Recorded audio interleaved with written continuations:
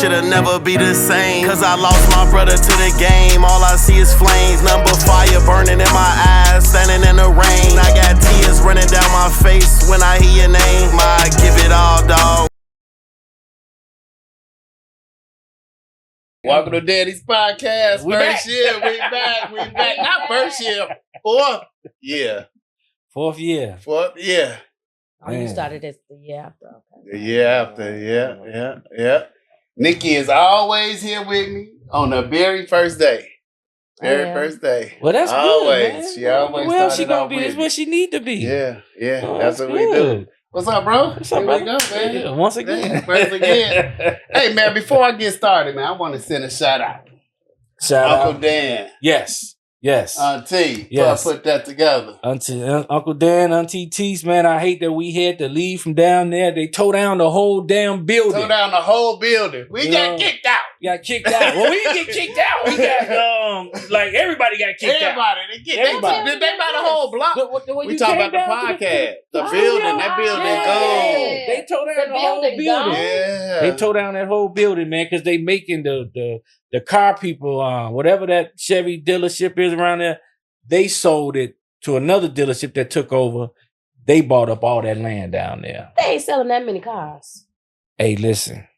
But they tore down the block. They told that They showed motherfucker. down, And my Uncle Dan, he was hurt about that. He was He didn't hurt. know they was tearing it down. Well, they told him like they had gave him like about 6 months or so. You know what I'm saying? But you don't that shit don't hit you until like Actually, till today you gotta get the fuck on. Yeah. You know what I'm saying? Yeah. Man, he went through he was depressed about that Oh, shit, man. really? Yeah, I didn't know that. Dude, I did not know that. listen, that was their second home. They were there more than they were at the crib. And they live right there, right around the corner. They got one of them brownstones. They got a nice flat. But they were never there. They was always They in the had city. their couch in Everybody was there, laid out, all that. like, you know what I'm saying? That's yeah, what we I watched did, the the games family back up in gatherings, there. Yeah. games, boxing That's things. where That's where everybody was coming to. And man, he was hurt about that, man. But like I told him, man, that means you just gotta get something bigger and better.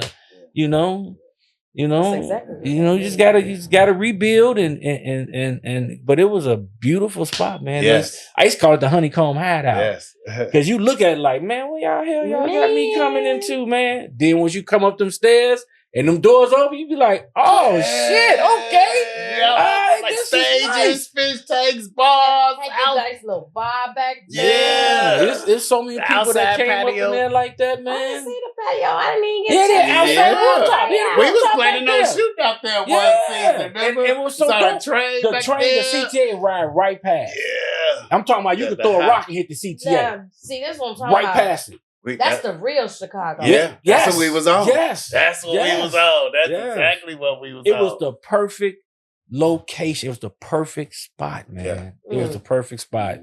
And he was just over the house not too long ago, man. He's still like depressed about that, man. Really? Hell yeah. They was getting a nice piece of change coming up now because all the bands that was coming into the city to do concerts and stuff, man, like That's a where they went motherfuckers to down go there, practice and stuff. Jennifer Hudson, a lot of blues bands, it was Buddy Guy would come down there because his daughter was affiliated with them too. Oh, wow. So, man, the people would come down there, and once they get down there, like, oh shit. It's a relaxed atmosphere. Yes, like, man, like it's head off in the cut. Don't nobody know that you down there. Oh, Jennifer Hudson loved it. She was coming down there rehearsing for her concerts. I loved it too, Jennifer. Yeah, man. I want It to was thank nice. them for welcome Daddy podcast in Yes. there. Thank you, Uncle Dan, Auntie. Yes. Thank you all. And we Auntie even appreciate got it. in there, started helping engineer, all that. It was just like just a they comfort welcomed me zone. in, man. Yes. Thank you all. Yes. Thank you. But you know what? Auntie, what did she tell me on my way down them stairs? She was like, "It's not the end." No. She was like, when we get something, No, you are welcome no. to come back Yeah, again. yeah, So hell thank yeah, you. shit. Definitely. Hey, Definitely. man. Thank you. Mhm. Uncle Dan, Auntie. Thank you all. Thank you. A Thank you. bunch, goddammit. Yeah. But now we back at the original spot Even better, man. Back where it all started. Back where it all started, sitting on Greg couch. Oh, Hey, remember the very first one we did? We was facing this way. And there was a table. And there was a table right here. The camera was right here. Remember that? That's how we all started. I remember that. Yeah. That's how I started watching it. Yeah, that's what you. That's yeah, how I started yeah, watching. you came up to me. That's how I started watching it, man. Yeah. I used to be watching them. Yeah. You know, yeah, man, because I could see that the hurt, the pain and the, and just how just from the heart y'all was speaking. That's what you told me too. Just from the heart. It wasn't scripted or anything. Some people need to see that, man, that's going through the same situation that y'all the same hurt. You know what I'm saying? Because everybody deal with it differently. You know what I'm saying? And I used to always tell Greg, man, you never know who's watching you, who you touching, just the way y'all talk about the ordeal and what happened and everything. You never know who's going through that same amount of grief, who need to hear that to help them out in their situation. Because and I do be getting feedback on that, and that be making me feel good. I'm like, yeah, oh, wow, man. Yeah. It's therapy for not just only your own, but it's therapy for other people too. Yeah. That watches the podcast that's going through something like this, man. And it's just not ready to talk. There you go. There you go. Just not ready to talk. It's not ready to talk. Just how we was talking about between died and killed. Everybody got their own way that they deal with it. Yeah. It's man, Yeah. Hey, so I was having like dreams, right? So do you remember Shay, Nikki's best friend, came on and she was telling us about the scholarship? Yes. So we went forward trying to do the scholarship. Okay. The grant. Right, the grant. And the way we got it set up, Daddy's Podcast or LLC, it didn't fit the grant. But we did go forward with it. And I just had like all these dreams, like how you play the lottery, you be playing. So I'm like, I was going to shoot for like 100, 150,000, right? Give people, talk to Putt how much I could give you, Bridget, you know what I'm saying? Then I was going to put a large sum in Amari and after that day, we figure out what's good for y'all. I was going to take the rest. And then put it in there, like what I'm saying? Though. I mean, I'm sure you can get sponsors. You talk to the right people, you can get people to sponsor your podcasts and stuff. And once you get sponsorships and stuff, man, that's where the money be coming in. I was like, I'm gonna get to pay my guests, give my guests some money when they come. I'm like, that's how a lot of these podcasters do. I'm one of your guests. Yeah, you too. Shoot. You gonna get the big love. Yeah, man. What you mean? And like I said, you never know who but watching, going through man, it that first time, just seeing like how the paperwork look and the things you gotta, fill out, having a Zoom calls, just understanding the questions they're gonna ask. It'll just get you prepared for, the next time that opportunity comes. Okay. But shout out to Shay. Thank you. We definitely followed up on it. Oh, did she? What had happened? That she hadn't been able to follow up on it because she had other things that, she needed to do and stuff. Okay. Yeah, because Shay was with me too. She was calling me. She was asking me, how's it going? Have you heard anything? And then when we finally heard something, we was telling her what she was saying, and she was really walking us through it. She really helped us. So we had to wait till the grant opened. And then when the grant opened, it was like, you got to be profit or non-profit. It was just set up completely different than the way that, it's set up now. So, yeah. But, it'll come again. Yes, it will. Yes, it will, man. There's a lot of grants out there. Yeah, it is. It is a lot of grants. Man. Yeah. Hey, I wanted to share this story, right? Mm-hmm.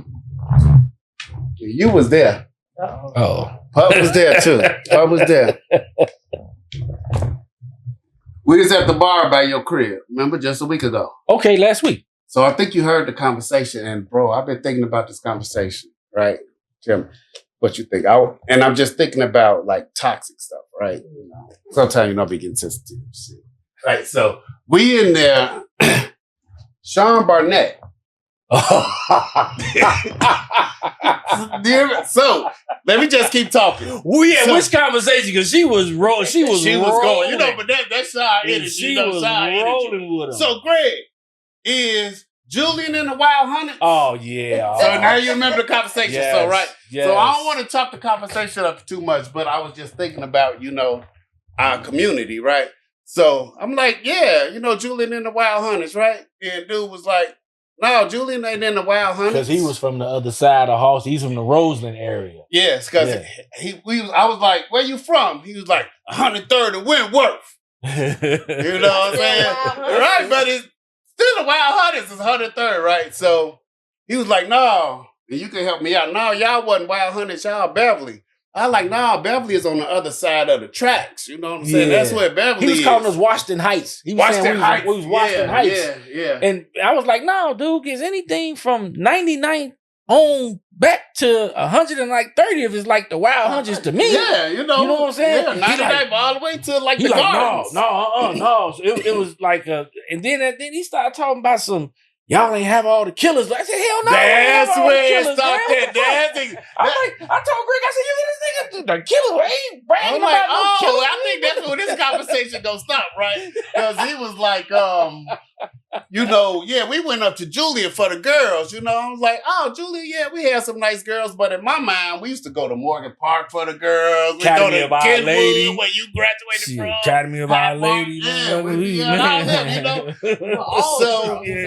was like, oh, okay, yeah, Julia, we got girls, but guys at Julian, these are the schools we went to, we thought that the girls was over there, right? And then that's when he came over, he was like, yeah, but Morgan Park, they had that murder rate. And I'm like, oh, is this where 50-year-old me? Is this the energy that we're trying to say that we're passing on to the youth that we Wild Hunters because we got the murder rate? Yeah. Morgan Park, how the hell do they have a murder rate? Most of their kids was in Beverly. I said you had to take tests to get in Morgan Park back when we was young. Like they had a real diverse but they had like the racing court. They had a diverse crowd. They had whites in there, they had blacks, they had Mexicans. Well, very few Hispanics back then, but they not Morgan Park. That motherfucker was probably talking about Finger. That's what he was probably talking about. That's what he went to, but and Finger was in the hood. Yes, it was, and I ain't taking up from 103rd and Whitworth. You know what I'm saying? Not from Finger, but I just don't want to pass on. That's what we proud. Wild Hunters is the murder rate. I was like, no, man, we 50. This is not what you want to be telling kids. His mentality was. Yeah. Because we was all in the same age bracket. Age bracket. Yeah, because we went to a 50-year-old party. Yeah, it was her 50th party. So we all, went to Southern. Yeah, I was lost on that one. I turned around. We gotta stop doing that. Hey, this nigga lost his mind. That's what make the Wild Hunters. Yeah. We were like, okay, that's not where I'm at. That was in the past. Yeah, that ain't nothing to be. I said that ain't nothing to be happy about. If you did have that type of environment, you want to grow out of that shit, not grow into it and just stay into it. And like that ain't pass it on to the next generation. Because if you ask the cats that's getting out of jail from murder and doing shit, that ain't the life that they want no more. Yeah. They don't want to talk about, they want to tell you how to build from that, how not to go down that path. And I think that's what we need with the youth now, to be someone speaking to them about that type of life. Because, man, with these phones is everywhere. Mm-hmm. Do you be seeing the videos in jail? Do you see the niggas that got the phones in jail when they be recording the videos in jail? See, y'all don't see that shit. See, that come up on my news feed. Hey, man, ain't nowhere in the fuck. That's why I think I don't care what kind of shit you do to me. If you ain't endangering my life or finna kill me, I ain't doing shit to you. Yeah. I'm walking away. I ain't got these motherfuckers is in jail. Man, look here. The shit that they be doing to each other, ain't nowhere in hell you want to go from freedom. I don't give a fuck how bad it is out here to being in that motherfucking cage, being locked down with that type of environment. And dude, when they bought them phones, they sneaked them phones in jail. They oughta, when them kids be out here talking about that on Phonem and gang and all that shit, sit them down and show them a video of what's really going on in the motherfucking jail system and shit. They ain't about that life. Man. Hey, y'all, but shit. I hear like kids that I don't think some of my mind going to jail. Man, I don't think they care. I'm serious. Yeah. And that's a bad thing, but it is some out there like, shit, it ain't scary like it is of some other people. Don't care. Okay. to an extent. But like Putt said, they don't really know the real. They think it's all glory up in there. Oh, my homeboy up in there. I'm going in there. We going to... Okay. But you even have that freedom to talk to your girl no more. Yeah. You can't fuck. Yeah. What you gonna do? You gonna get fucked. Yeah. You going up the wrong hole. You know, now you going to the part of people telling you what to do. Yeah. You mad because on the outside they trying to tell you what to do. Imagine on the inside. I'm just you can't do nothing about it. You can't run from it. Nothing. Yeah. I'm talking about, I just watched a video where this motherfucker was sitting in his cell. This is some real life shit. These motherfuckers sitting in the cell chilling. Man, my man is recording. It's about 5 or 6 of them. They coming. They got the t-shirts over their face. Man, they one of them motherfuckers had shanks like this. Well, they went in that motherfucking cell and started stabbing the shit. They was stabbing the shit out of the dude that was sitting in the bed. And my man, the other one, his roommate, he was trying to get the fuck out the way. And this ain't no movie shit. They minding they fucking business. I don't know what he did. I don't know what gang. I don't know none of that. But I'm just looking at the video. Ain't no way in the hell. So you ain't even safe in jail. Hell no. You ain't if you ain't clicked up and ganged up. I don't shit. Now the killer part that you just said is they running up in there with the t-shirt over their mouth. You in jail. In jail. You ain't getting out. What you covering your face for? They don't give a shit. Gang. That's what they say. But somebody be getting out. Everybody in there ain't like in there. Man, listen. That's why they covered up their face. Yeah, but man, just that lifestyle. That's why they in there. Yes. Believe you me, they ain't learned to be no killers from being in there. They was already killers when they got in there. That's why they in jail. Mm-hmm. So it's no need to cover your face because you already did the crime outside. Man, I'm telling you, they need to show some of these, just go into some of these hoods and be like, did y'all ever see the Scared Straight when they... Hell yeah. I remember watching it when I was younger. I had a Scared Straight in real life when I went to the county. They need to do that. Man, they need to, because I'm telling you, that my Scared Straight when I was in the county, and I went in there like for days. No, I was in the processing. I was downstairs, ready, getting processed to go see the judge. And they took us out the bullpen. It was about 30, 40 of us. And they had us lined up on the wall. I'm like 18. Man, that motherfucker said Division 1 coming through. Said Division 1, I'm naive than the motherfucker. I'm like, Division 1. Never forget this little motherfucker. The dude was about 4'11" next to me. He said, man, them the murderers. I said, the what? I looked down there, and I swear to God, they had a little motherfucker about 5 feet that was in front, and it was like it was going up. As the line came, it was going up. They was getting bigger and taller. And them motherfuckers was coming through there. They was like, yeah, you gonna be my bitch tonight, motherfucker. You coming upstairs? I was like, because we supposed to have been turned around. They wanted us to face the wall.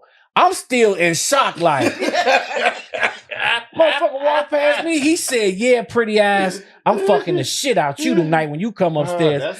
I said, what the fuck? I turned around on that wall. I said, I ain't never coming back. I don't give a fuck. I ain't never coming back in this motherfucker. Give me one more chance. Dude. I'll never do it again. And I told the sheriff when we went upstairs to the bullpen, I said, hey man, get a good look at my face because you'll never see me in this motherfucker again. He said, if I had a penny for everybody that told me that, I'll be a millionaire. I said, no, you wouldn't. You'll be a penny short because you'll never see me again. This was in 93. Yeah. Motherfucker ain't never seen me since 93. I ain't gonna fuck around too. That's why I moved like I moved. Bro. That's how I moved like I moved because I was in the streets real heavy. I moved like I moved. You know, and they used to trip out of me like, man, this nigga don't never take the side streets. I was always on the expressway. I was always in piece of shit ass cars.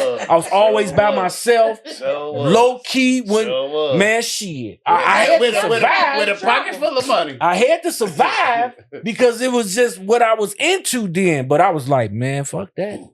Them motherfuckers won't never see me back up in there. When I seen the Scared Straight, the real Scared Straight, And I wasn't speaking from somebody telling me, because motherfucker, they can tell you so much, but when you see that shit, oh hell no. Mm-mm. Yeah. Okay, I don't want to see it. But I'm a little too old to be seeing it anyway. Man, and now it's just, and it's so different. So it's just, but we got a lot of kids out there, man, that's doing some dope ass shit. That's the point. That's why I brought up this whole story, man. That's why I brought up this whole story. From the Wild Hunters, we got actors, we got lawyers, teachers, doctors, and these kids don't want to work. No, they don't. They want to be independent, have their own businesses, and start it. And I'm not mad at all. Shit, do your thing. Do your thing. Yeah. But if you can't do that, it's a lot of jobs out here where you can go and get you a job. Cause that other bullshit, cause man, it ain't shit. That standing on the corners and just shooting and cause man. What you think about that statement, Putt? Like people that hustle in the streets like that, it's two ways you're gonna end up. What you think about that statement? Dead or in jail? How true I say 3 ways. I always said 3 ways. So you couldn't just tell me 2 ways. Okay. I always said 3 ways, even when I was young and in the streets. You can do it, be smart, and get your ends and get your ass on and live in reality. Or you can go to jail, or you can wind up dead. But my first one was like, nah, I wanna, because you want to see life, man. Life has so much to offer you. But at that age, I don't think they see they don't have the foresight like that. I think back then we saw shit next year, right? You know what I'm saying? And that was it, kind of sort of, you know. Yeah. Until I got older, my foresight became, I don't know what I want, larger, longer. You know, I can see the world. It just became wider. It just became wider. You know? And I'm like, oh man, it's a lot out here. Oh my goodness, this, that. Shit, I always think about how I could have been if I went to college. All my guys, they went to school. Man. All these motherfuckers went to school. They was having going to school away trunk parties and shit. I don't know what y'all called them back then, but they having parties to go off to college, and I'm having a party to stay in the street. That's what I really missed.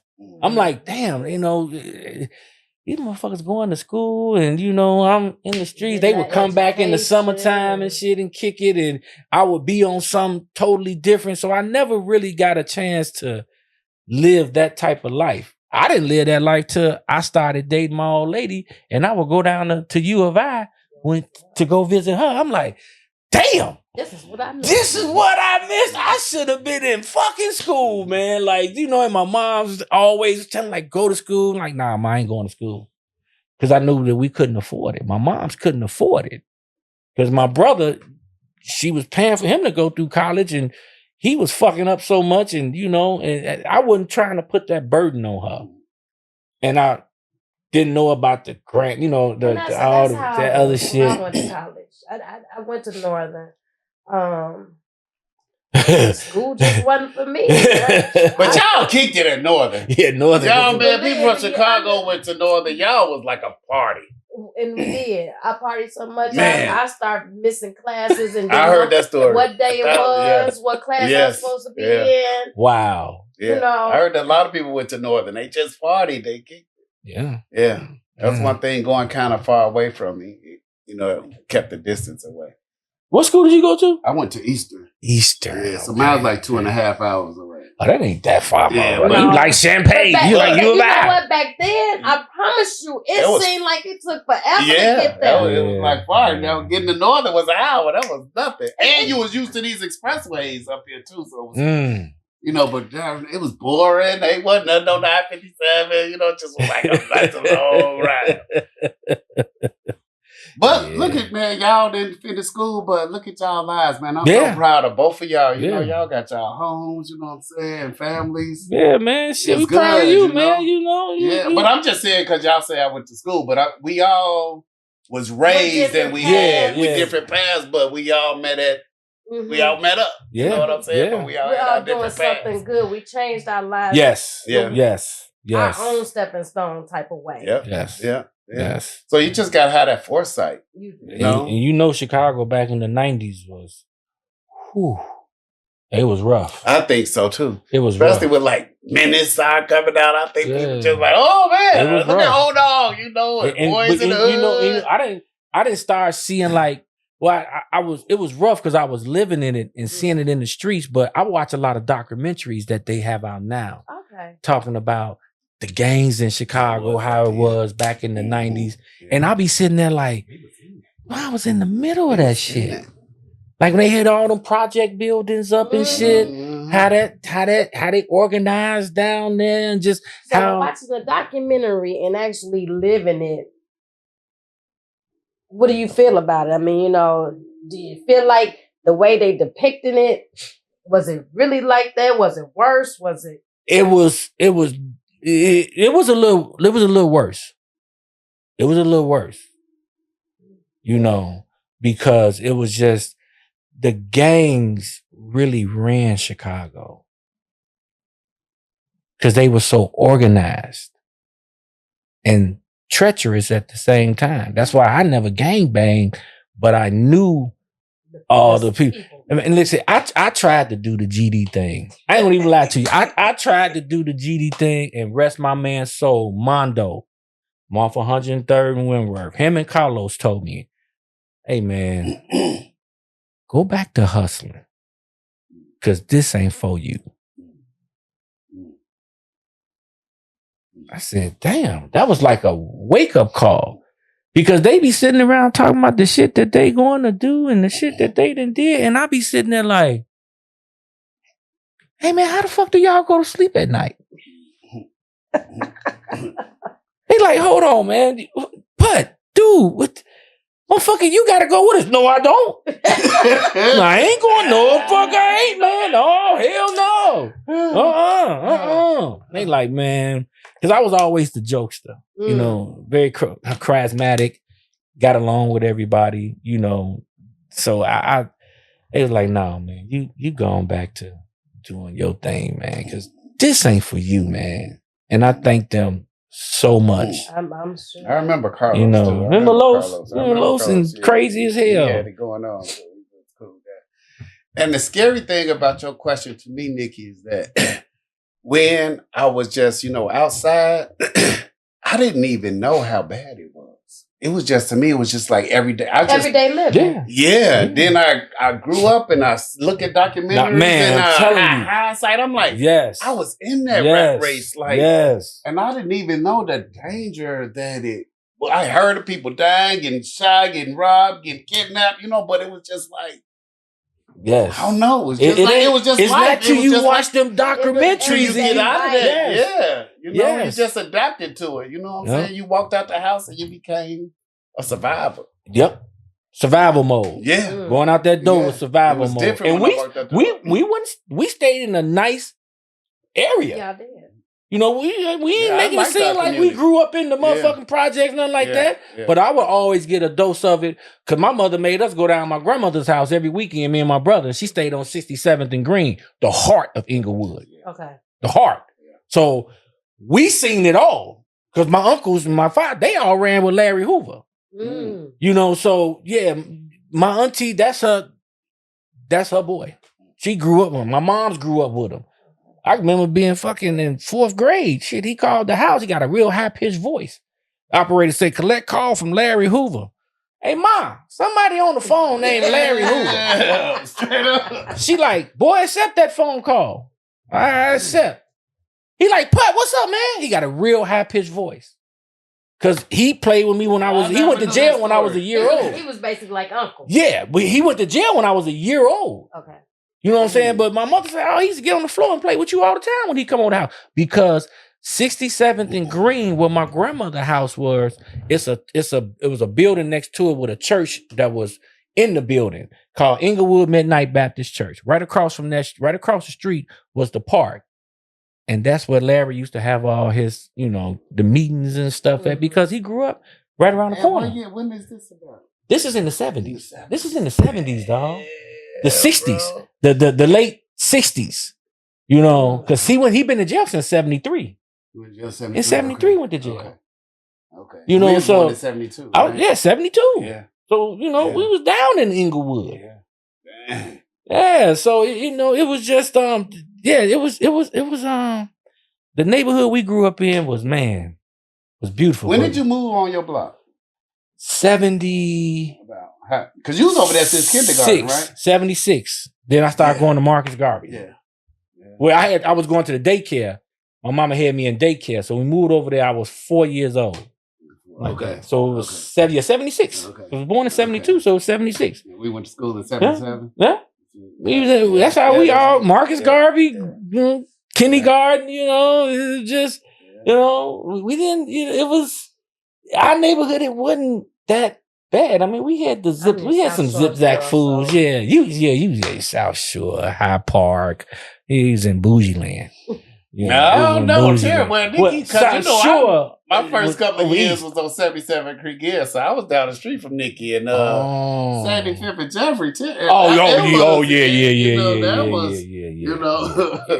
For real. But that's what I learned. East about side the always games. been different. Yeah, East side especially always in been the different. Summertime, East side is on fire. Y'all women even different over there. The women even different. The women are even different over East. It's crazy how Chicago is broken down into like 4 parts. You know what I'm saying? You got North side, West side, East side. The West side is, that's a totally different animal. That's a totally different animal over there by itself. Then you had the East side where, it was just, it was different over there. What do y'all consider the East side? Is it past Stony? Yes. Or is it past Jeffrey? Past Stony. I say past Jeffrey. You say past Jeffrey is the East side? That's the heart. See, I say That's past Stony too, but I say past Stony. But you over there past Jeffrey? I'm past Jeffrey. Yeah, baby. What's the one all the way over there by the tracks? They got the railroad. Woo! Baby. Yeah, Exchange is rough. Yeah, that was From Jeffrey to Yates. Okay. Was one thing. From Yates to Exchange. And then you got Exchange to like South Shore Drive and stuff like that. Yep. Yeah, I mean, don't get me wrong. I grew up on the 9, but I wasn't going past Jace. You were going past Jace. It just gets so crowded to me over there. It just get crowded and like just small to me. Like over there, I gotta get in and get out. It was just always different. 79th Street's just one street. You know what I'm saying? Ain't no 2 lanes. It's 1 lane. Each way. And what the North side was always uppity. It was always bougie. Yeah, North side was always bougie. Yeah, the writers, all the entrepreneurs. Yeah, the North side was always like the money. That's where the money was at. So it was just South side was it was like middle. It was like it was like middle. Yeah. But you go out west, I used to go out west like, damn, this is Chicago? Like it seemed like out west was out of town. Yep. Like it didn't look normal. Man, because everybody was you was coming out the womb hustling out west. Yeah. I had it so stereotyped until I started going over there. And listen, I found out about the west side when I was in the streets. Oh. One of them niggas out there about that money. Yeah, they hustle. Yeah. About that money. Yeah, and that's what unity. It is. Yeah. That money and unity. Exactly. I shit you not. Two great words. I shit you not. Yeah. Money and unity. Yeah. They used to come out south and drag race. They had a guy over there named Big Drag. This motherfucker he had so much money. And I thought, that's before I knew about heroin. I didn't know what heroin was. I thought everybody sold cocaine. Because, I thought that's what everybody sold. Man, I swear to God, the man was sitting. He come out there one night, and when he would come like with the whole west side. And all the motherfuckers was riding because they all had bread. And I'm like, damn, how much cocaine is these motherfuckers selling out west? Man, Drag was sitting on this car, and that motherfucker was in a state of depression. He was like, man, he was talking to my boy. He was like, man, I got this long ass motherfucking line, man, and I ain't got no fucking dope. I said, hey, dog, you ain't got no cocaine? I'm like 16, 15 at the time. He like, look at my boy. He say, what the fuck is he talking about? Right. Steve like, nah, nigga, he talking about dope. I said, dope? Explain that to me when we get in the car. Right. The money they was making out there? Shit. No wonder they was riding like they was riding. West side totally different. That's when I found out, like, hey, these motherfuckers ain't no joke. It was treacherous. It was treacherous out there. If you didn't know where to go out there. So that's I'm scared to go to the West Side. I ain't gonna lie, I'm scared to go to the West Side now. Man, hey, it was motherfucker. We was over, my man Steve. We was over at one of his boys' house, and they always had nice little breakfast spots out there on the corner and shit. I'm like, man, I'm about to walk up here to the corner and get me some breakfast, man. That motherfucker said, no, you ain't. He said, nigga, you got to go 4 blocks, right? He was like, every block is a different game. You won't make it past the first block. I said, man, what the fuck? Gang bang like that? What? Man, the West Side. Dude, the West Side. I'm telling you, it was totally different than the South Side. It was like you was going out of town going to the West Side. It was different. And my interaction with the West Side was through hooping. Because Greg was hooping out there. And so I really didn't know so much of the hustlers first. I knew the ballers. And them motherfuckers ball so aggressively, so hard. And they had like the people that their parents, you know, they was coming to support them, coming to all the games balling. I'm like, these West Side guys cool as hell. You know what I'm saying? They was like you said, unity, man. They came and they supported each other and they wanted to beat anybody from out south. You know what I'm saying? They're hooping like they really was. And you know what's crazy? I'm gonna tell you what's really crazy. They think the South Side is just as crazier than the West Side. Yeah, I think they think we gang bang hard. I was like, wait a minute. You motherfuckers, y'all, how you think the South Side? We thought that about y'all. Right. You're like, man, no, dude. And them brothers was cool as fuck out there. Yeah, cool as hell. Dress differently. Yep. If we going out of town, they dress different. They think we dress different. Like, yeah. But you know, a lot of them cats. Big city, and we all think different about each other. Yep. Well, you know, Chicago, we are the most segregated city it is. Yeah. How crazy is that? Man, it's I used to love going out west though. Yeah. I used to love going out. Even when they was in high school, my boy Jamie's brother-in-law, he worked at Farragut. Farragut High School. Remember I had that Eddie Bauer, that Bronco? Yep. Man, I went out there in that truck. These cats was in school riding, in high school, riding brand new whips in high school. That motherfucker, they was getting it. Junior he said, hey man, he said, nah, Putt. He said, man, these motherfuckers out here, man, we got to get them to come to school. They don't even want to come to school. Oh wow. This is the kind of money they getting out west. They don't even want. I told you the man was sitting on the car in depression because he had a dope line that didn't have no dope. And when my man told me, explained this shit to me,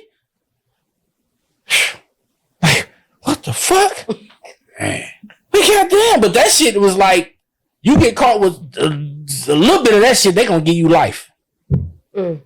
So the jail time, you know who Mark, when Mark went to my boy Mark, he got caught up. The DEA came and got him, right? The man say he down in the Fed joint, waiting to see the judge, and he got caught up in they had just swept up some vice lords and stuff from out west. He said, I was the only one out of 20 people. He said, I was the only one in there for cocaine.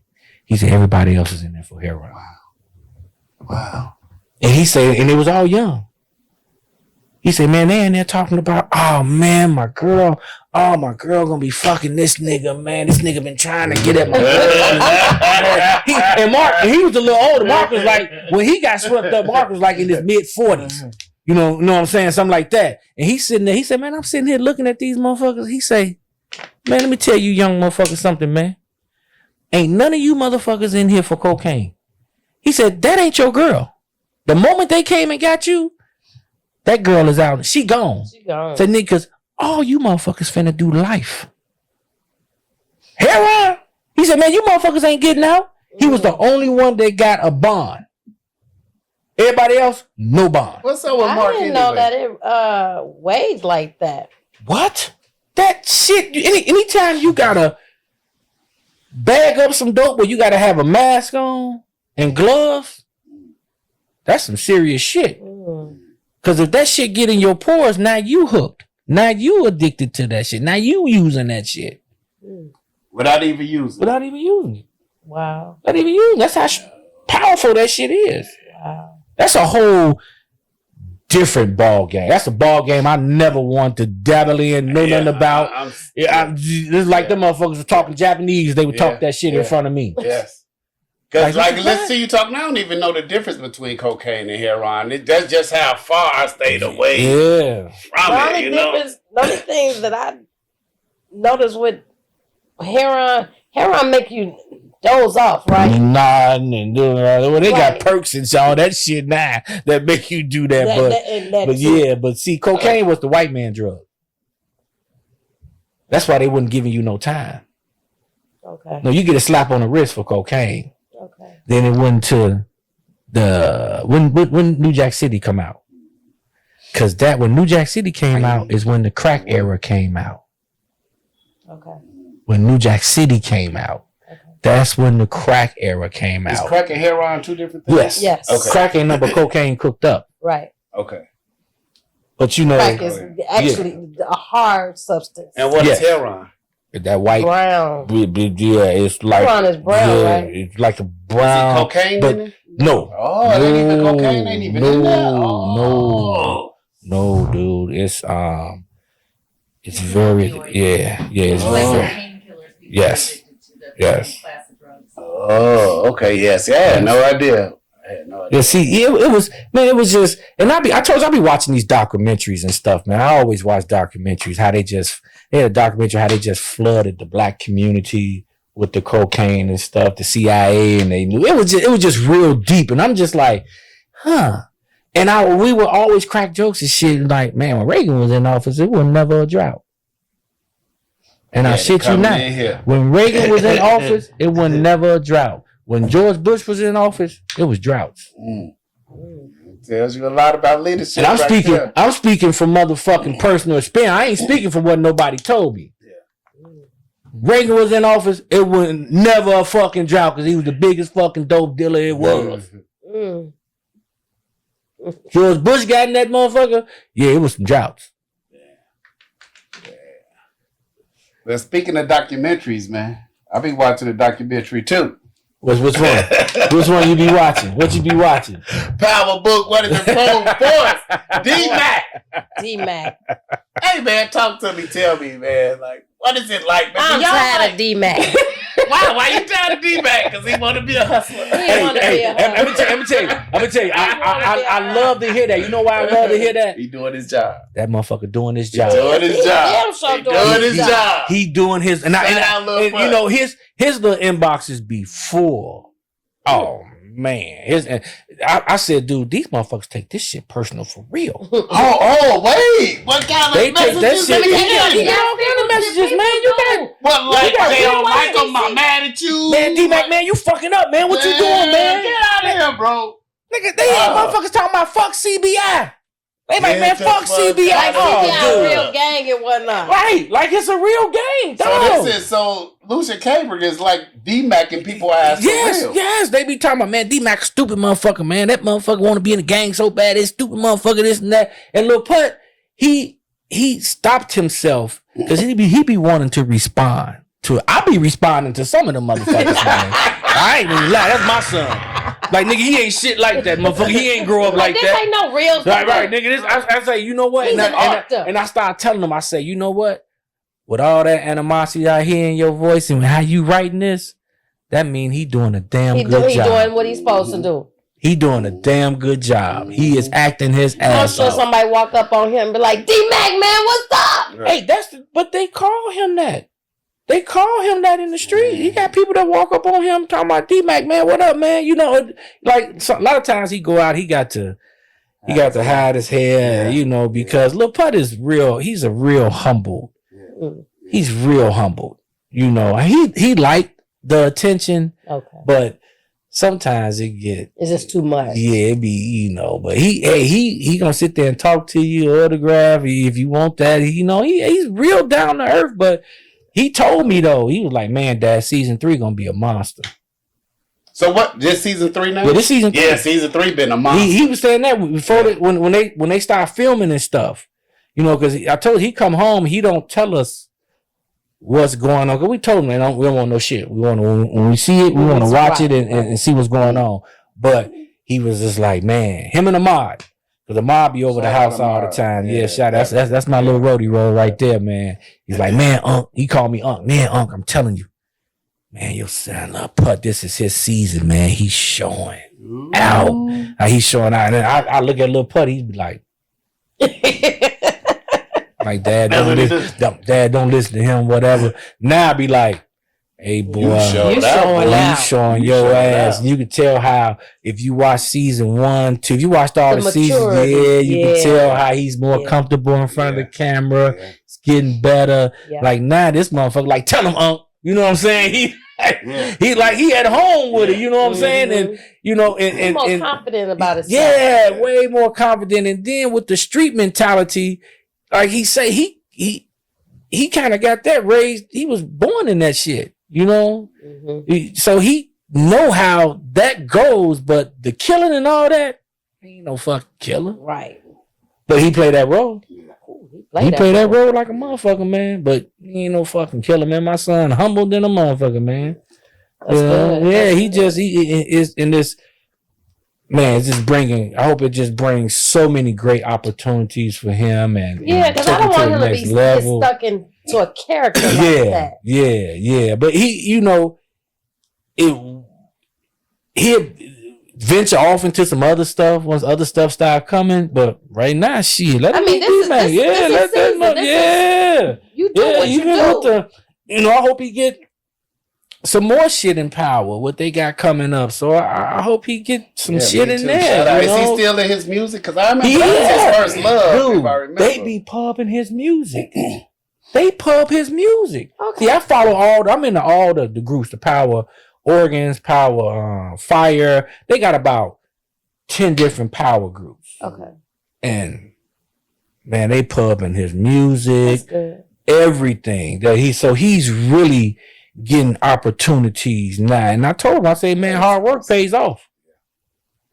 Because he put in that work. One thing I can say, when that dude get a script, and I don't even know how the fuck he be remembering all that shit. Because I be looking at them motherfuckers like, how the fuck do you remember all this shit? They do the script. They be thick enough. Damn. They be thick enough. Read through all that, because you got to remember when it's your turn to speak. Yeah. So you got to almost learn everybody else's lines too. That's what I was going to say. Because I told him when he first started acting, I said, look, just don't learn your lines. Learn everybody else's lines. Because I got that from Will Smith. Will Smith said how when he started acting, he just wouldn't know his lines. He knows everybody's lines. So they know when he got to come in, when he got to go out, the whole nine. So, and that shit has stuck with him. He know the whole script. When they send him them scripts, Lil Putt knows everybody's lines, including his. That's good. Everybody's lines. Yeah. So that's just something he been doing as a kid, man. So I'm happy. I'm so excited for him, and and I know some good shit gonna come out of this. But yeah, he is really showing his natural born ass on this. And let me tell you, episode 10 gonna be bananas. You saw it? No. Oh, okay. I didn't want to know. How about you be here? No, we don't see see like they'll send us some shit, but we can't talk about it or anything like that. But you can just look at episode 9. Yeah, we watch it when y'all watch it. You know what I'm saying? So at midnight, you can watch the midnight. Well, it didn't come on. It didn't? No, it didn't come on. It skipped a week because it's the last episode. A week or something. It's the last episode. So episode 10 don't come on till next Friday.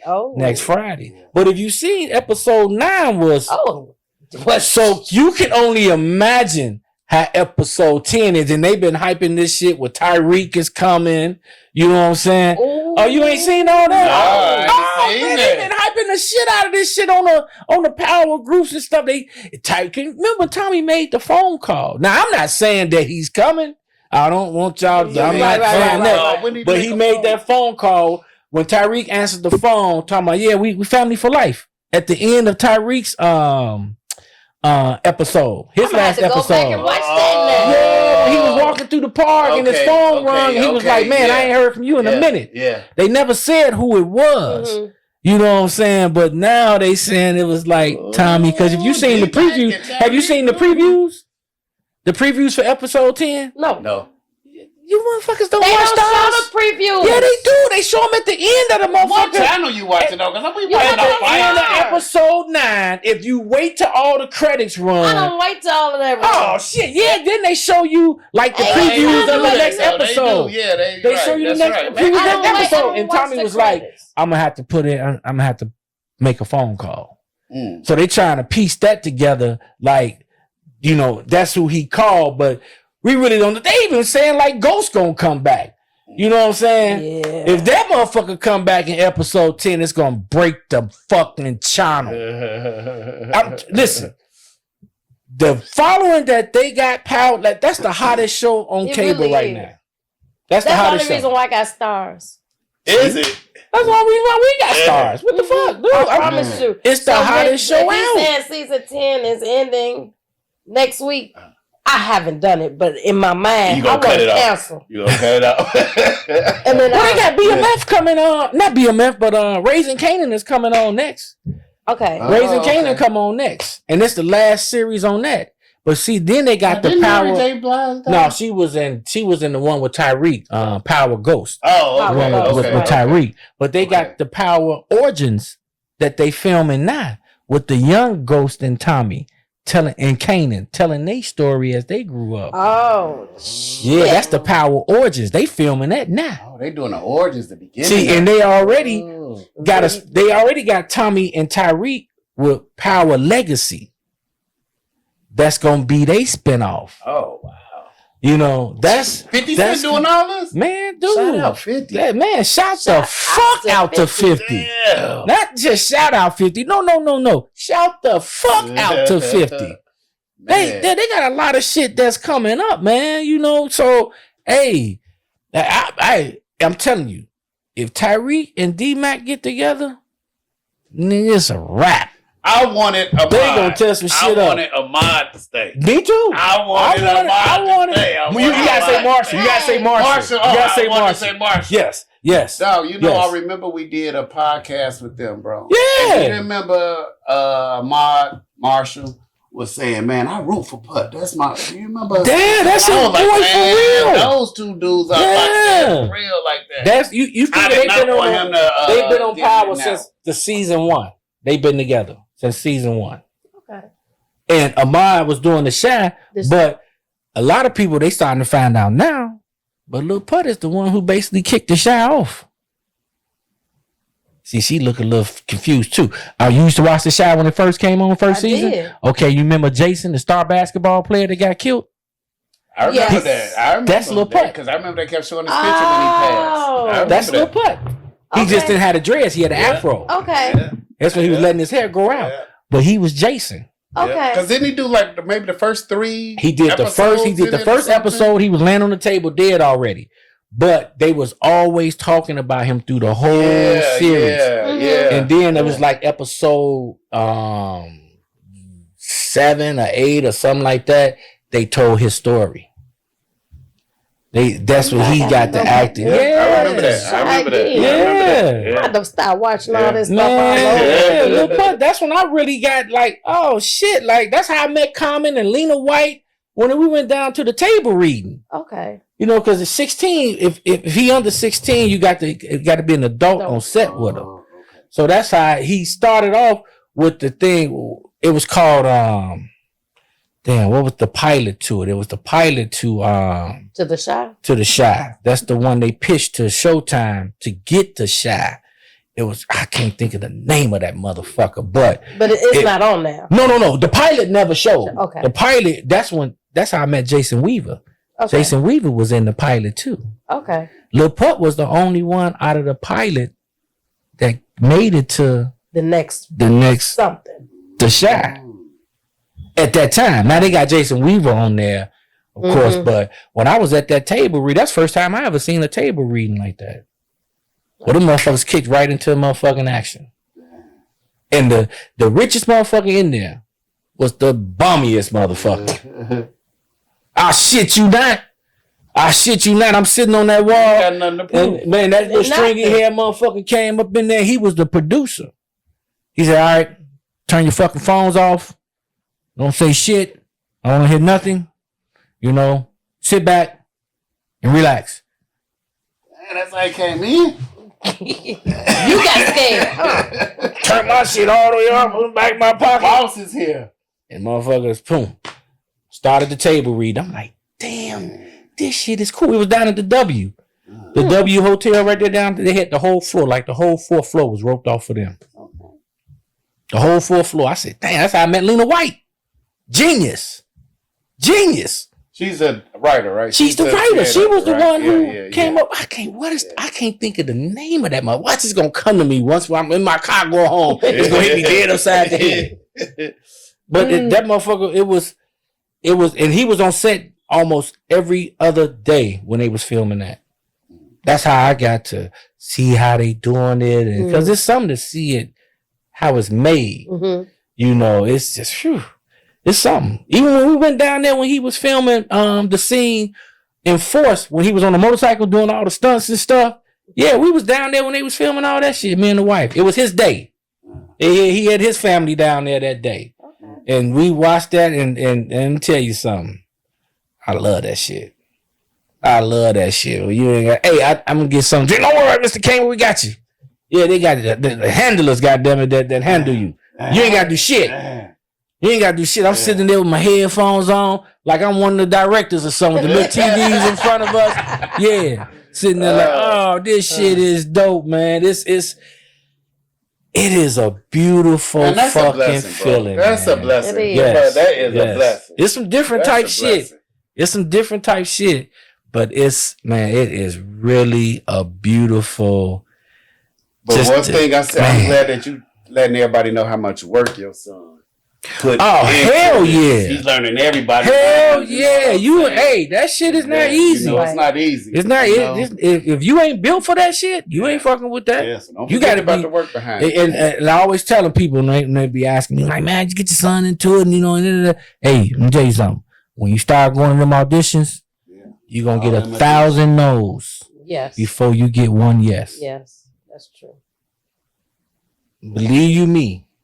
1,000 of them motherfuckers before you get one. Gotta be very resilient. And when you get that one, you better make it count. Go full force. You better. And that's what he doing. You better. That's exactly what he doing. That's what he doing. You better. You better make it count. I mean, even if it's a commercial or, I mean, it's crazy to see how many people like that is they dream to get into, like how much weight that shit carries, but to be in it.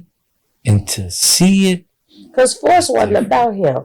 No. Force is about him now. Yeah. He done made his mark in there. Like, Force, that's like the first name you think about Tommy, then you think D-Mac. Right. Force was Tommy. Yeah. When Force started off, it's Tommy. Yeah. Well, Gary Lennon did him I don't care about no Tommy. Yeah. Tommy ain't nothing to me right now. Yeah. Gary Lennon did him a solid. Gary Lennon is the show writer. Okay. Oh. Yeah, he won that. Shout out to that motherfucker Gary Lennon. They saw his talent too, bro. Yeah, Gary loved him.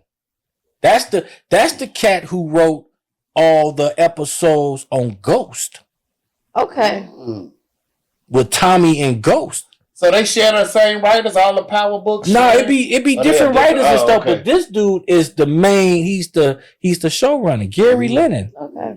You see his name on the come up after maybe 50 Cent and the lady damn, what's her name?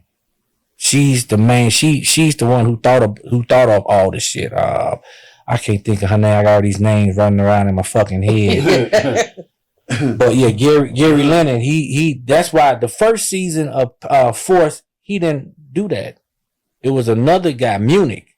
Okay. Tommy wasn't feeling that shit. I mean, like, nah, man, get this motherfucker up out of here. I want to go back and get Gary. Okay. That's why that shit was totally different. The second season 2, and that's why the third season is so fucking crazy. Okay. Gary Lennon is the man. Okay. He's the man, Real cool. So Gary putting in the hardcore stuff. Yeah. First season was Munich. Tommy was like, Tommy didn't. He wasn't feeling that. That was that drug Dolly and all that shit. Yeah, he wasn't feeling that, man. Yeah, that's soft. Yeah. I want soft and go. Right. But he had to find his way, and he found it, man. And I just hate this coming to it. Now, this is the last fucking season of it when it's this fucking good. What you mean? But they always do that. They ain't no more. Ain't no more for us. This is the last season. Season 3 is the last season. Ain't gonna be no season 4. This is season finale. Yeah, this is season finale. That's why I say this shit finna be crazy. Episode 10 gonna be. Listen, I'm telling you. Okay, well, have your ass on the couch. Spoil it for nobody. Watching I don't that know shit. nothing, but I'm just saying. I know you said something about the origin. So the origin is basically the origin, but you're not gonna spoil it for nobody because if you watch Stars, they've been showing that, and even if you follow the power, you and the groups and stuff, they've been talking about that. They filming that shit now. It's Ghost and Tommy as they already came out with it on Deadline. When that shit come out on Deadline, it's happening. Okay. So it's just with Tommy, Kanan, and Ghost growing up, and it's actually that's why they getting rid of raising Kanan because it's going into the origins. Power never dies.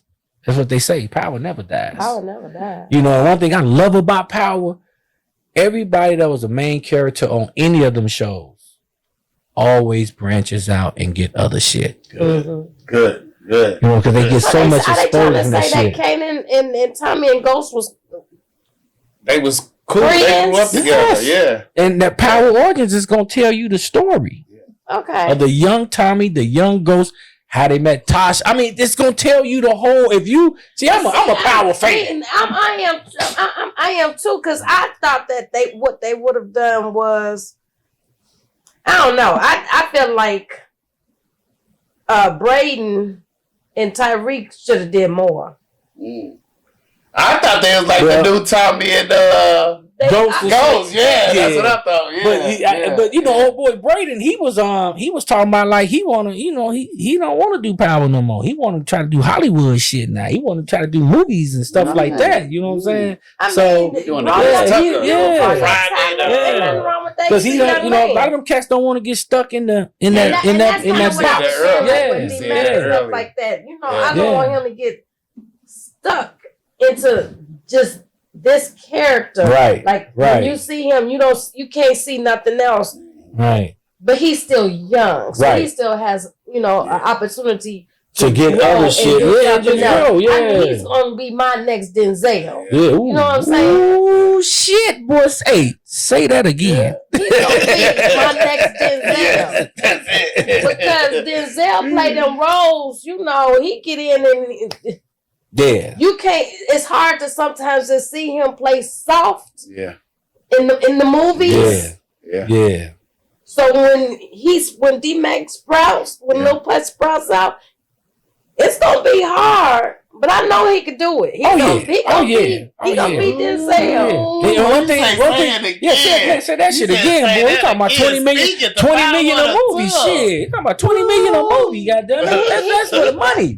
But they get into them characters. It's like Denzel. I done heard him say how when he get a role or something, he go into that character. Like when Lil Putt is filming, we don't fuck with him. And what I mean by we don't fuck with him, like when he come home, eat whatever, he got a debrief. He's in that character. Yeah. Because he is so serious about his roles and shit. Mm-hmm. Like when he film, I don't even see that nigga some days. We don't even see him. They might be filming that. What you mean he be a character? So what you mean he walk around the kitchen like? No, he don't walk around the kitchen like that. But he's just in that character because he take his shit so seriously. Because he's on set every day or every other day. Right. That's why I say he got to come home and debrief. Right. He come home and debrief.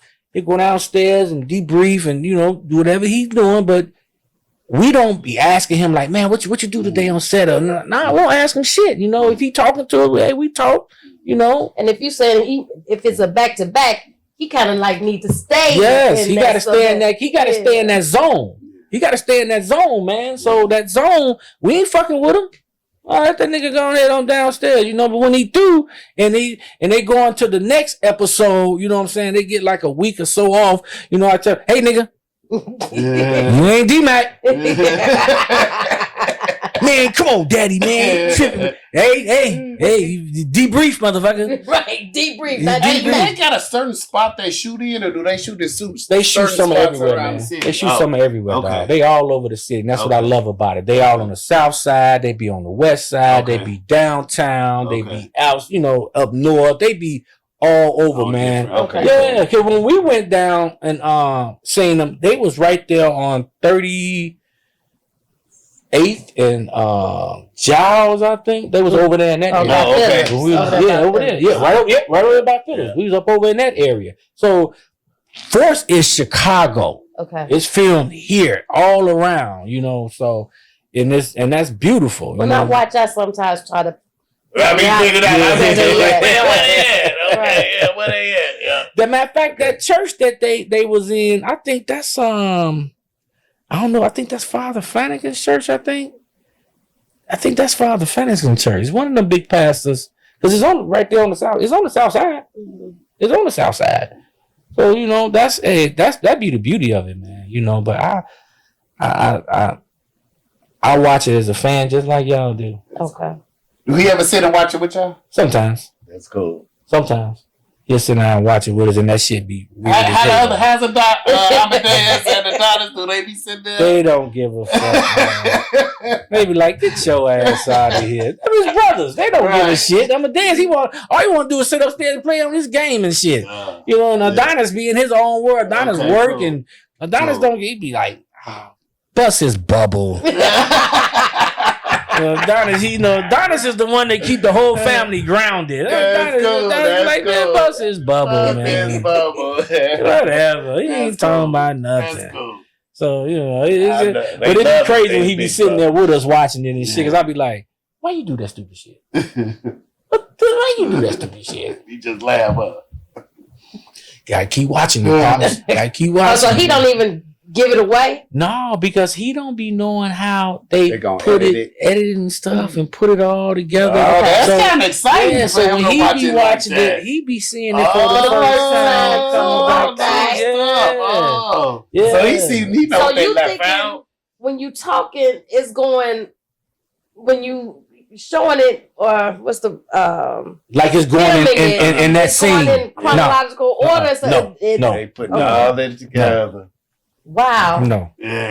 It's not. He had no idea this scene was gonna be from that scene. This scene. He don't know. Okay. That's why he'll sit there and watch it. Most time he watch it. We not us. I mean, shit. He'll come upstairs and watch it. He'll be in the basement watching it.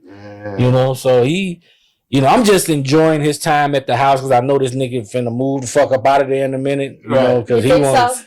Yeah, you know, because we, you know, he's 25, and you know he want to spread his wings and have his own, and you know he's straight. He making his money. Yeah, he making his money. He's saving his money and stuff. That's you know, we got him like that, trying to just give him some structure. He don't want y'all to boss him no more. Right, we ain't even bossing him. He just does. I told you he's so humble. But like I told him, I said, when you leave from here, I want you to be able to afford this shit. I don't want you to get out there and be struggling and shit after a year or two living on your own. I want you to be where you can take off and just keep going. So but you know, you can come back home if you want. You can always come back home, but people need to know that. Well, all my kids know that. All of them. Okay. They all know that. That's why we got 5 bedrooms. Yeah, you come back whenever the fuck you want. Right. You know, home is home. You know, but. Yeah. We want you when you leave. We want you to spread your wings, man. But outside of him just being an actor and stuff like that, I think just as a whole society, kids need to know. Parents need to let their children know. Oh, absolutely. That they are always welcome to come back home. Because I kind of felt like if I went back home, I was a failure back in the 90s. You know, when I first got my house, I went back home. I think most kids would think that. Yeah, and I think that narrative should change a little bit. What age was you when you moved out the house? Maybe 27, maybe 27. See, black parents, stop kicking your kids out at 18. Yeah. Stop kicking them out at 18. Yeah. They're not ready. Yeah. Give them to 25. Yeah. That's what I told all my kids. 25, you should be ready to get out here. You'll be your structure will be down. You'll be able to pay the bills. You have your priorities in order, right? And all that good shit. You just graduated, so you hadn't even made it to college yet to experience that college life. What you just said that you didn't get. Right. College is a whole different animal. Right. Like I'm free from my parents. I don't have to go to class if I don't want to. Mm-hmm. It will. It's gonna mature you. Yeah. Yes. Yeah, I had to learn how to cook. I learned how to clean. I learned how to time manage. I moved out at 18. I was out the house at 18. You moved out at 18? When I graduated, I moved out. Yeah. But that was on you. Yeah, it wasn't on me. It was just me and my mom. She found out like, hey, nigga, what is this? Okay. Like, I come home and she got a whole bag of money. Fuck is this? The fuck is you doing? You ain't got no job. You got no job. You know, what job? You got a job and you ain't tell me? But I need that though. Right. So I was out on my own, you know, and I'm sure she looked back on that a lot of times, you know, and be like, you know, that ain't what she. That's a hard decision to make, though. Yeah, you know your son is. But you survived. Yeah, I survived. I had my ups and downs, but you know, I didn't want my kids to go through none of that. Mm-hmm. And I think our parents that's how they parents did them. You know what I'm saying? Put them out at an early age, get them out of the house and stuff like that. Now, our generation, our kids, man, stay home. You 25. As long as you working, saving your money, getting your priorities, and then your structure, laying your foundation. So when you leave, you can go buy you a house. You can go buy you a condo, not renting shit. You know, if you want to build a family, you'll have the money to build a family. Not trying to struggle to build shit where you calling and asking your parents for help, and which I have no problem doing. But if you don't have to do it, you ain't got to do it. I just think you have a way better chance moving out at 25, 26. You ready? You are. You ready? You ready to, you know, you mature. You know, you want to walk around the house, you know what I'm saying, and dance a little bit, you know, all of that. All that good shit. So, you know, on Daddy's podcast, I got to ask you, how you feel like your son is doing as a dad? He's a new dad. First, congratulations. Oh, yeah. Congratulations. I didn't know. Being a grandpa, you know what I'm saying? How do you see, you all raised 3 kids, you and your wife. How you see your son and his lady and them raising the kids? He having a ball. He doing good. He's learning how to be a dad. You know, that's not an easy thing. No, it's not. But he needs advice. Trying to be in a career. He ain't trying to have his career, and then trying to deal with the baby mama, his girl, and I mean, it's just a whole lot of stuff. But he's handling it, man. He's learning as he's going, and he's learning valuable lessons. He had a good example. Yeah. That's that structure. Yes, that structure is everything. So you know, and my little old ma, she called my wife old ma, called me Paw. You know, my little grandbaby, she be over there, boy. Oh my goodness. Feels your heart. She over there now. She runs the whole fucking house. As grandkids normally do. Man. It feels good being a grandparent, though. Yeah. You know, like, oh, look at them. You know, then you get a chance to like redo the things that you would have done different as a parent, you know, with your grandkids, you know what I'm saying? You get to love them a little bit more. You know, we a little bit more settled now, you know what I'm saying? So we call it Lil Light. That's her middle name, Lil Light, and she is the light of the house. Lil Elliot Light. That's my girl. Lil Light. Is it your son? That's Bright Light? That's his YouTube, his Instagram thing. Bright Light. Yeah, okay. So my wife is, that's her girl. That's her girl. You know, that's the first girl in the house. We got all boys. That's the first girl. So she definitely runs. Oh, she gonna be so spoiled. Oh my God. She got them uncles wrapped around her finger, don't she? Uncles, great grandmas. My mama's a great. Her mama's a great. I'm telling you, she got her mother's mother, her mother's grandmother, which is her great grandmother. She got a lot of grandparents in her life. Greats. And that's good. Greats and grands. She's able to grow up having that because everyone doesn't have that. Right. They could get some stories. Yes. Take as many pictures, videos, you know. Yeah. It's something, man. It is a beautiful thing, man. He's doing a hell of a job. That's good. Balancing. And like Nikki said, he got you to watch too, you know what I'm saying? And bounce ideas off of, and, you know. Yeah, he's I'm proud of him. Well, like I can say, I'm proud of him. We have our tussles and shit, but you know, it's because we just alike. Well, let's go to your daddy's podcast. You know, Nikki just lost her pops. Did you? Yeah. I'm sorry. Yeah. How was that for you? It was rough. I mean, when I got the call, basically to just say that, you know, I need to get down there. And I just instantly went into tears like, why, you know. You knew that call. I just wasn't, you know, I don't know. For me, I'm just always thinking that my mom, my dad is just going to always be here. I, you know, never thought of losing my dad. And that's just was, you know, hard. And it makes you just reflect and think, because it's like I hadn't been calling much. Back growing up, I would always, every summer, go visit him. And as I got older, it was just like, why? I'm just tired of going down there. But, you know, you just don't realize everything, the memories that I have, just with being with my dad and stuff. And I wish that I'd spend more time, number one, as well as having my son and grandchildren down there, you know, with him more. It's kind of hard when your parents are in another state and, you know, you don't get to see them as often. And I didn't talk to him as often. He had Parkinson's. And it kind of, Parkinson's to me, because for different people, like I know, what's his name? Michael J. Fox has Parkinson's. Yes.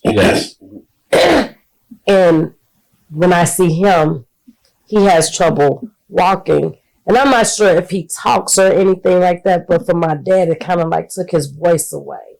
He got down to a whisper, and it's just like, it started hurting to talk, and I can't understand what he's saying, you know. And now I'm getting to the point where it's like I have to imagine what you're saying. So I'm starting a conversation, like he'll say something, and I'm can't keep saying what you say it again, one more time. So then I just start thinking, okay, he's asking me, how's Amari, how's Messiah? So I just build off a conversation like that, like, you know, Amari's doing good. He's in, you know, this grade, got a girlfriend, you know, just different stuff. So when I got that call, it was just hard, and just sitting there with him. All I could do was I was grateful, because this is actually my first of any death, being able to say goodbye. When my grandma passed, she passed in her sleep, and she was watching Gregory. I didn't get a chance to say goodbye. With my other grandparents and stuff like that, it's just like they left. I wasn't there. They were, you know, different states and stuff, and I was able to get to him and, you know, say my piece and whatever I need to say. But I had an opportunity to say goodbye. So you had closure. I had closure. Yes. And I think that's important, to be able to have closure. I didn't get that with Greg. Yeah. So, but he's a wonderful man. That's what I can say. I miss him. Every morning I wake up and I say, good morning, God, Gregory, and Daddy. You know? I tell you, it don't get it don't get better. You just deal with it better. You deal with it. Deal with it better. Right, because we're on year 5 of the death of Gregory. He'll be turning 30 this year. He's 30. I'm excited about it. Yeah. Wow. You know, I sit and I think, I'm like, wow, what would he be doing right now? Turning 30. He was excited for 25. Yeah. So I could just imagine for 30. Yeah. He'll be turned up. Yeah. With them kids, he'll be turned up. Yes. Yeah. Yeah, that was life been life. Yeah, buddy, it's really, man. You know, I think that's what it's. Yeah, it's something different. That's why we got to take care of ourselves. I think about how you said your dad's voice went to a whisper. You know, and I just remember your dad. He's so tall, so strong. You know what I'm saying? And just to see how, you know, when your body don't cooperate, I don't care how big, strong you are. Yeah, nothing you can do, you know. But I think it is important that we take care of our health, man. We getting older. You better eat right, you know, exercise, you know, pay attention, listen to your body, you know. Go get your colon checked. Stop thinking that this is a white man's thing. Right. Black people need to learn to go to the doctor. Don't be afraid to go to the doctor. Take your ass to the doctor. I know they for men. I know they talk about that prostate stuff and whatnot. Oh no, man. Go do it. Women get these mammograms. Yes. Men get mammograms. Y'all get breast cancer too. Yeah. Just not as common. It's just not as common. But yes, let's start going to the doctor and. I go see mine every year. I go every year. Every other year, they tell me to come back for just have my colon and stuff checked out. The polyps and stuff like that. Colonoscopy. Knock me out. Yeah. Wake up, I don't feel violated. Man, you be sleep so fast. I don't feel violated. I don't give a fuck. Yeah. I remember the first time I went, they stick the thumb up your ass, whatever, man. I had an Indian doctor. I'm looking at this motherfucking hands. I'm like, hey, man. Man, you got some big ass fingers, man. Like, hey, the fuck? Can I get another doctor? This is my first time. This is my first time. And I'm like, man, I don't know about you. I'm here. I got to go do it. Man, that motherfucker went up my ass and told me, I can see you ain't used to this. What the fuck are you about? I'm like, nah, I told my old lady, I said, hey, look here. This is the last time I'm going to see that cat. I need a female. I need a female. No, you know what I'm saying? Oh my God, that's hilarious. But what nothing better when I got them test results back. Come on, and I knew I was good. Yeah, you know what I'm saying? Like, okay, I got another. We gotta get 5 checked, years, man, whatever they say. Come back 5 years. What y'all do about the dentist? Y'all do the dentist? I do the dentist. I do all my health, man. Yeah, I can say I lacked up on the dentist a little bit and whatnot, but. Yeah. I picked up doing the dentist in my last couple of years because I was terrible with the dentist. Terrible. Check me out from head to toe, goddammit. I just had chest x-rays and all that, because cancer run in my family like a motherfucker. So I got to stay on the constant. Yeah, I got to stay on top of all that with my dad, my uncles, all them passing from that. My little cousin, Nicole. She just passed a couple of years ago from some form of cancer in her stomach, and she was younger than me. So, I stay on top of that shit. Catch it. Yeah, you better catch that shit. I ain't scared to go sit in front of the doctor and tell him shit. Yeah. Nothing, my shoulder hurt, my foot peeling, whatever's going on, I'm gonna tell you. That was the problem with us, man. We just, black man was scared to go to the doctor, man. Yeah, that. Yes. Right. Yeah. Better go. Yes. Please go. Because you want a motherfucker standing over you, looking down on you. Yeah. Having that, even with my brother. My brother died from cancer. Yeah, so it's we gotta stay on top of that, man. I tell you. That's a good time for us to go. I'm like, everybody got a little phone call going on up here. And you know the Bears, go Bears, baby. They come on. They come on at 7. Goddamn it. So, 6 o'clock. yeah. Daddy's podcast? Man. Daddy's podcast. It was one hell of a podcast, baby. Back at the humble beginnings. You know what I'm saying? You know it.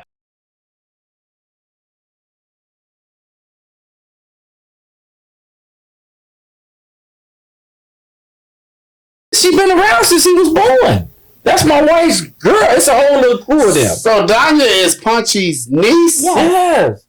Her father, Papa P, that's Punchy's older brother. No, Papa P was a smooth motherfucker. Oh, you talking about Donnell. Donnell, yeah. Okay. We call him Papa P. Okay. That's what we call him, Papa P. Yeah. Now the daddy was smooth. He was, and he didn't take no shit. See, Papa P was a motherfucking player. Papa P was with the ladies. This nigga put on 4-5 different colognes and shit. He was in the videography and stuff like that. He was cold. Who, Papa P? Yeah, Papa Donnell. Was you at his funeral? Did you go to the funeral? We was at the funeral. I didn't know you. Yeah, god damn, small world. When did he pass? No, he passed a long time ago. When I had my silver Escalade. Oh, okay.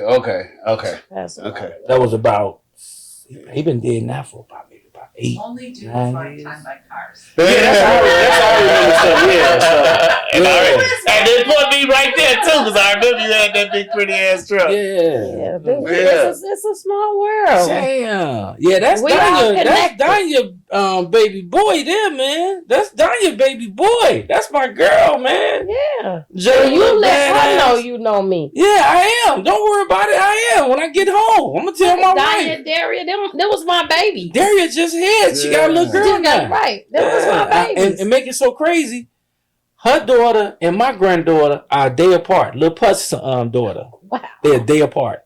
Yeah. They're a day apart. They keeping y'all together. They keep, man, dude. I've been knowing Daria when my wife and Danya was hanging in college. Daria was like 9, 8, something like that.